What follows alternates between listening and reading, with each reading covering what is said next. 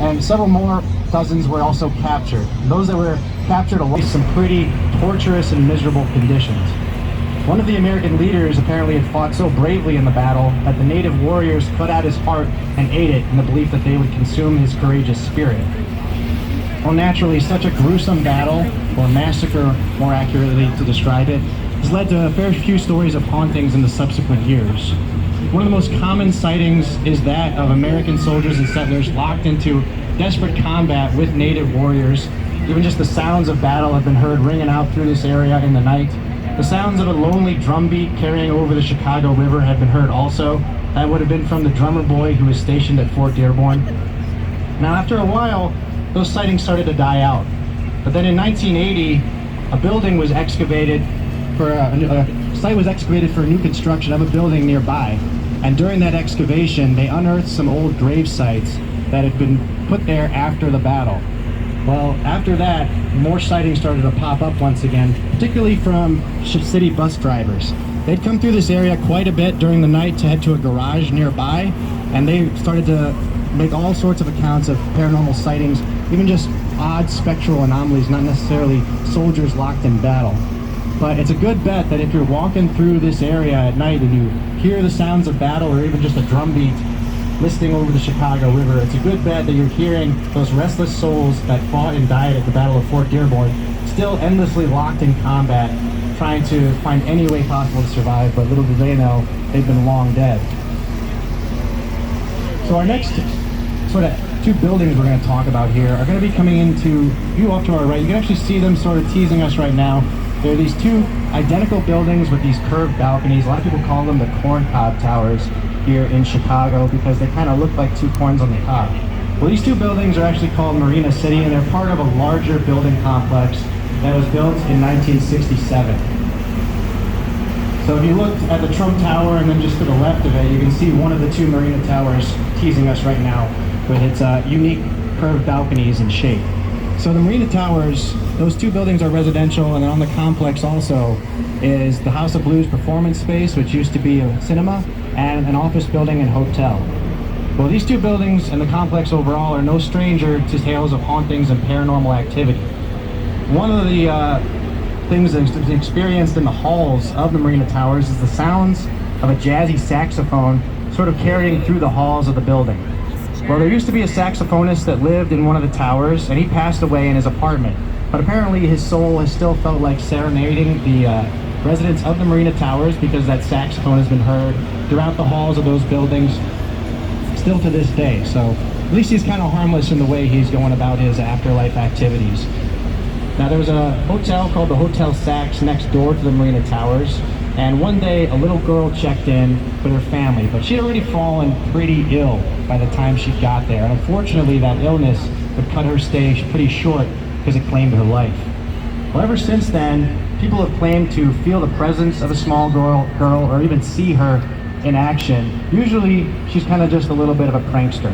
She'll untie shoelaces, lock doors that weren't meant to be locked, especially for people who left their key card behind, and then also leave imprints in freshly made hotel beds. So at worst she's a prankster, but at best she just wants someone to play with. One day she asked a little boy to play with her. She'd already been playing with his toys, but he saw a ghost and he wasn't having it. He screamed and ran away, and she vanished shortly afterwards. So if you do see the ghost of this little girl, she's one of the few ghosts here in Chicago that aren't going to be messing with you too much. At worst, she might just untie your shoelaces, so not too bad there.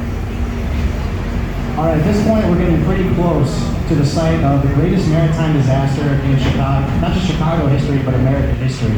And that was the SS Eastland. Now, the site is going to be up ahead. I'll point it out as we pass. But we're going to come back to the details of the Eastland disaster later on when we pass that site again. For now, I want to fast forward 1 year after the Eastland. So the Eastland sank in 1915. We're going to 1916. In the aftermath of the Eastland, there were over 800 bodies in the Chicago River, and they had to get fished out of there, basically. So the city contracted lots of people to go into the Chicago River, dive down there, and recover these corpses. But one of those guys was a man named William Frenchy Deneau, and he was kind of a self-promoter. He styled himself the hero of the Eastland. He claimed that he had recovered over half the 800 bodies that were down there at the bottom of the Chicago River, but that was a falsehood if I ever heard one.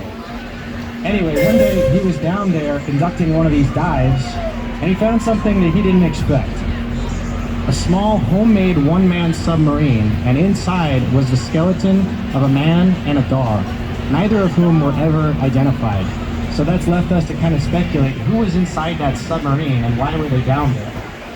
Well, there's a few theories. The first theory is that the skeleton of the man was that of Launder Phillips of Michigan City, Indiana. So not only was he the original owner of that submarine, he had actually built it. He was kind of an inventor. He had a few patents relating to lots of devices involving submersibles and diving suits. And he'd made headlines here in Chicago that read something like, "A crazy man is going to jump into the Chicago River wearing an iron suit." So the evidence is pretty strong that it was probably him in the submarine, right? Well, the submarine was found in 1916, and Phillips had died of natural causes in 1876. So that immediately eliminates that possibility. The next possibility, this is the site here where the Eastland sank, by the way. And again, I'll get into the details of that later. But the next possibility is that it was a guy named Peter Nissen.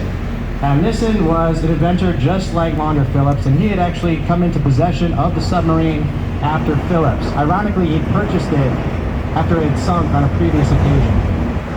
Well, he unfortunately could also not have been inside the submarine because he died in 1904, 12 years before the submarine would be discovered. So that's kind of left us in a bit of a pickle here.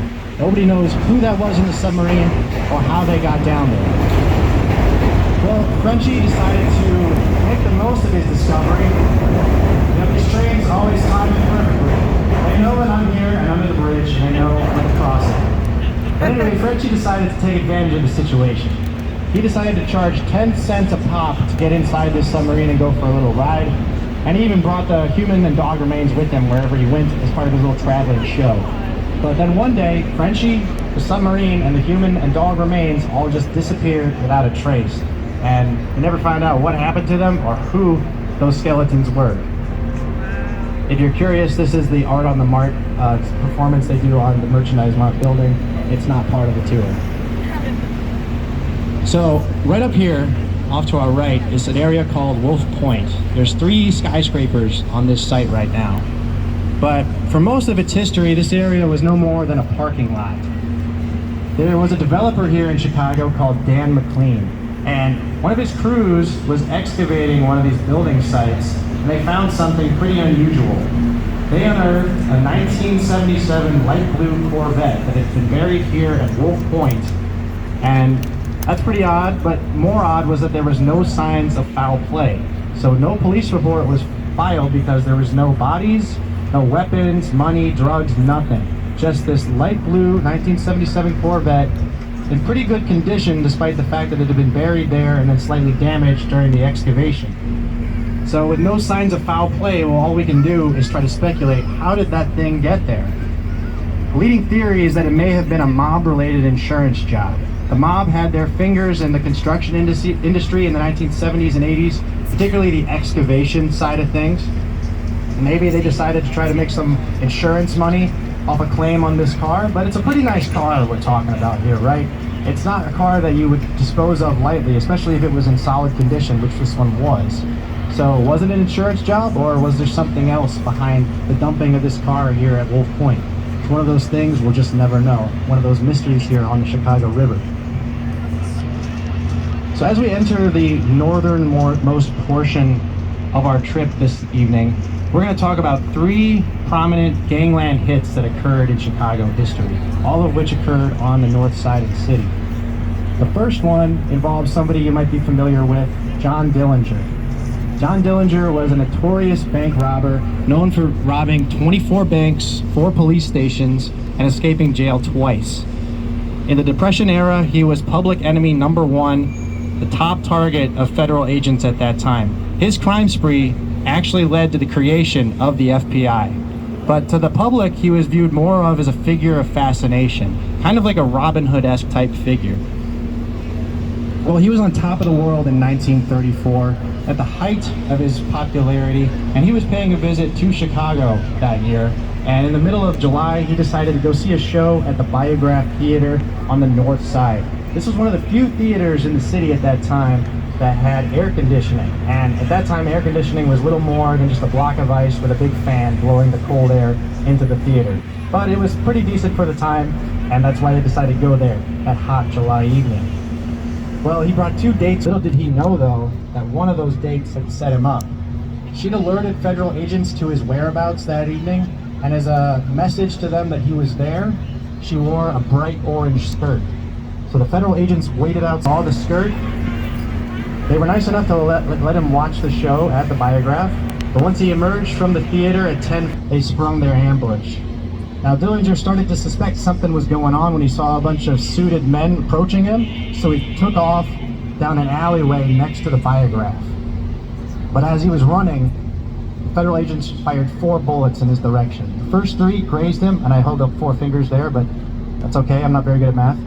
Three shots grazed. The 4th one, that's why I held up 4 fingers, severed his spine in the neck area, and as he was running away, he just fell flat on his face